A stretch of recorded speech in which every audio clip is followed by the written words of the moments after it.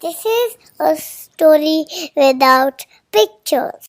But if you close your eyes, you can imagine anything you want. Some mysteries begin in the most unexpected places, like this one, which started under a big jamun tree in Bangalore's Cubbon Park on a cool April evening the day after a refreshing summer rain. Mira was visiting India with her parents for a short holiday. After many years, she was back in the city where she once lived, where she had made her first real friends, climbed her first real tree, and where she had once seen something unforgettable in the sky. I swear the bats were huge, like flying puppies. Hundreds of them were swooping overhead just as the sun was setting. And you're all going to see it too. Just wait. Her friends giggled and rolled their eyes, but they followed her anyway, skipping over puddles as they walked to the open clearing where Mira remembered that the bats had always flown. They laid out their picnic under the shade of a big tree. Mira's dog Milo ran in circles chasing crows, occasionally stopping to sniff out biscuit crumbs or roll on the damp grass.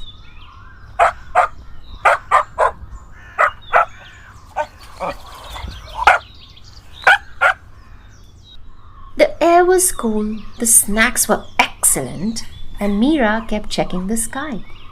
Any minute now, she thought. But the sky stayed empty. That's weird. They should have been here by now. Maybe they're just late. But half an hour passed, still no bats.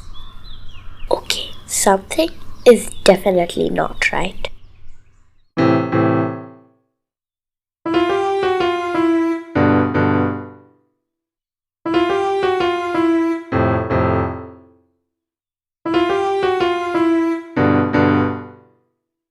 Mira pulled out her ever-ready detective notebook. Clue 1. No bats. Clue 2. The sun has set. Clue 3. I'm not making this up. Her friends joined her in scanning the sky. One of them shrugged. Maybe they just went somewhere else. But why? This used to be the place for flying foxes. Giant fruit bats. I've read they're important from the ecosystem. So where did they go? The next afternoon, Mira returned with Milo, this time in detective mode. She looked for clues. Bat droppings, leftover fruit, scratch marks on tree bark. Nothing. Then she spotted an elderly person sitting calmly on a bench, feeding peanuts to squirrels.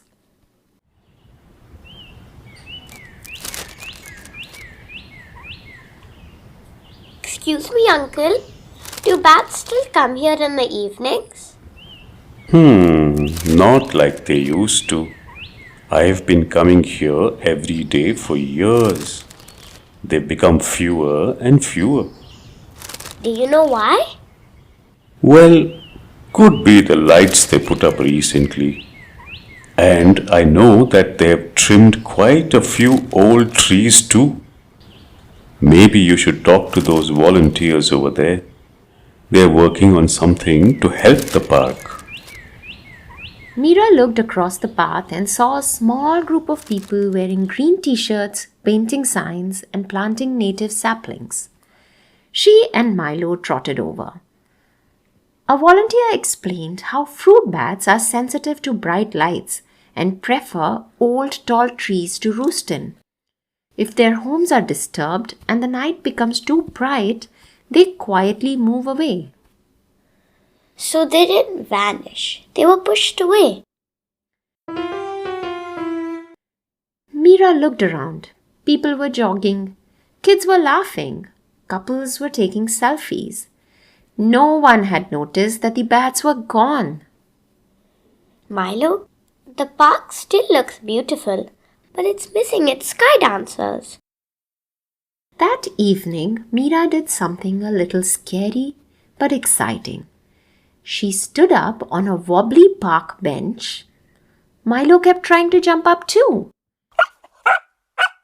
And she spoke to a small group of people about the missing bats. Hi everyone! I want to tell you about some really cool creatures. Fruit bats. They help pollinate trees, especially jamuns and figs. But they've stopped coming here because it's too bright and some of the old trees were cut down. If we can keep some areas darker and plant more trees, maybe they'll come back. Her friends helped too. They made simple signs to hang near the big trees. They wrote letters to the park department asking for bat-friendly zones. Weeks later, as the sun dipped low and the sky turned dusky purple, a familiar shape fluttered overhead. Mira, look! One flying fox, and then another, then 5, gliding across the sky like shadows with wings. They're back! They're back!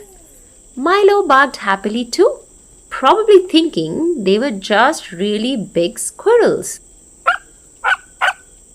Case closed, partner. Another mystery solved, another tiny piece of nature protected. But Mira and Milo knew there were many more mysteries out there waiting to be uncovered.